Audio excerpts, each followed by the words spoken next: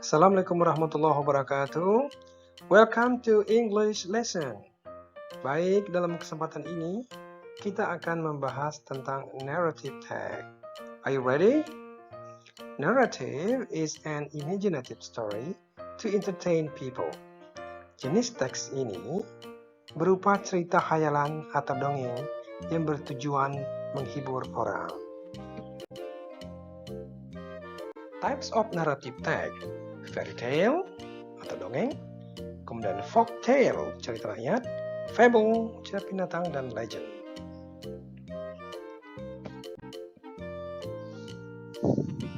Fairy tale atau dongeng adalah cerita fantasi yang biasanya diperuntukkan untuk anak-anak. Cerita fantasi ini biasanya ditandai tokoh imajiner seperti nenek sihir, monster, kurcaci, peri, goblin, dan lain-lain. Contoh cerita fairy tale ini misalnya Sleeping Beauty, Snow White, Pinocchio. Selanjutnya folk tale.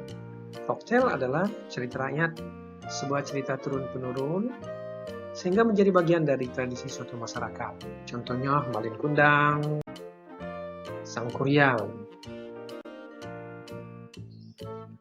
Fable atau cerita tentang binatang. Fable atau fable, cerita yang menggambarkan tentang binatang. Misalnya Mouse, Deer, and Crocodile. Two Ducks and the Frog. Selanjutnya legend. Legend adalah cerita yang menggambarkan bagaimana asal-usul suatu tempat itu terjadi, atau lebih dikenal dengan legenda. Misalnya legenda Candi Prambanan, Toba Lake Legend. Berikutnya purpose atau tujuan. Pada soal ujian, kita akan menemukan pertanyaan seperti what is the purpose of the tag? The tag is written for or written to. What is the writer intention? What is the social function? Nah, tujuan dari narrative tag adalah yang pertama, to amuse. Yang kedua, to entertain. Kedua kata ini memiliki makna yang sama, yaitu untuk menghibur. Biasanya pada pilihan jawaban soal akan muncul salah satunya. Kemudian yang ketiga yaitu to teach reader to have good character. Untuk mengajar kepada pembaca agar memiliki karakter yang baik. Nah, yang terakhir, yang keempat, yaitu to learn something from the story. Untuk mempelajari sesuatu dari cerita tersebut. Jadi setelah selesai membaca tersebut, diharapkan kita mendapatkan pelajaran dari cerita tersebut. Berikut generic structure. Yang pertama, orientation, yang terdapat pada paragraf pembuka yang berisi pendahuluan, tempat, dan waktu terjadinya cerita, serta pengenalan tokoh. Yang kedua yaitu complication. Pada bagian ini masalah mulai muncul dan berkembang, menceritakan permulaan masalah yang mengarah pada klimaks dari tokoh utama. Yang ketiga, resolution. Pada bagian resolution ini masalah sudah terselesaikan dan biasanya berakhir dengan happy ending atau bad ending. Dan yang terakhir, reorientation. Reorientation ini bersifat optional, berisi tentang pelajaran moral, saran, atau pengajaran dari penulis. Sekarang mari kita mencoba menganalisis salah satu contoh narrative tag yang berjudul Snow White. Kita mulai dari orientation yang terletak pada paragraf pertama, mulai dari pengenalan tokoh, waktu, dan tempat kejadian. Tokohnya Snow White, stepmother, yang dijelaskan juga ciri-ciri, rupa, dan sifatnya. Berikutnya itu complication. Pada bagian kedua digambarkan masalah mulai muncul.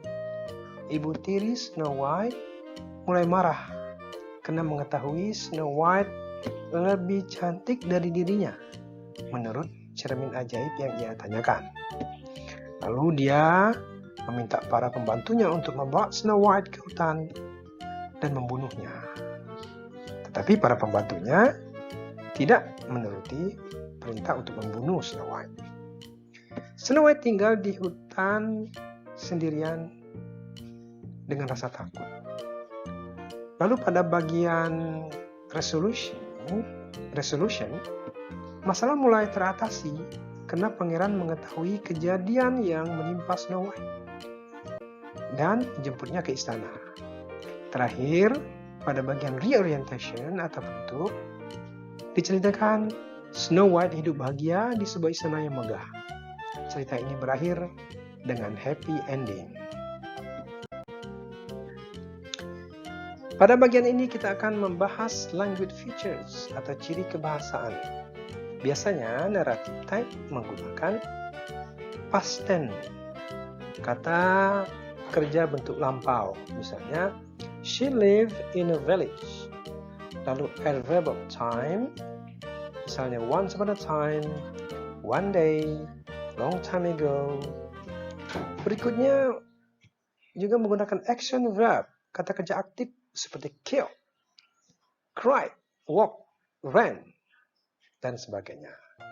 Lalu time conjunction atau connector, kata penghubung seperti when, then, soon, before, after, dan sebagainya. Lalu direct speech, ucapan langsung seperti let me alone, where are you crying, hello sisters, going to swim again. Pada teks naratif sering juga kita jumpai kata sifat seperti beautiful, young, old, handsome, kata keterangan seperti happily, carefully, dan lain-lain. Selanjutnya ada specific karakter, misalnya Snow White, Cinderella, Aladdin, dan sebagainya. Demikian ciri kebahasaan naratif teks.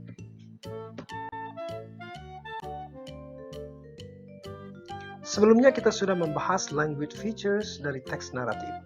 Sekarang, coba kita lihat langsung pada teksnya. Nomor 1, yang berwarna hijau, past tense. Contohnya, two dogs walked, menggunakan kata kerja bentuk lampau walked. He sat under the tree. Perhatikan kata sat, bentuk lampau dari sit. Selanjutnya, adverb of time, kata keterangan menunjukkan waktu kejadian. Misalnya one day atau once upon a time. Keterangan seperti ini merupakan ciri khas naratif teks. Yang ketiga, action verb. Run, misalnya, jump. Lalu nomor 4, time conjunction. Contohnya the next day. Kemudian direct speech, ungkapan langsung. Misalnya, are we going to swim? Dan sebagainya. Terakhir, specific character. Nomor 6, ya, yang berwarna merah itu, kita bisa melihatnya fox dan two ducks. Mudah kan? Coba kalian analisis sendiri dengan teks yang berbeda.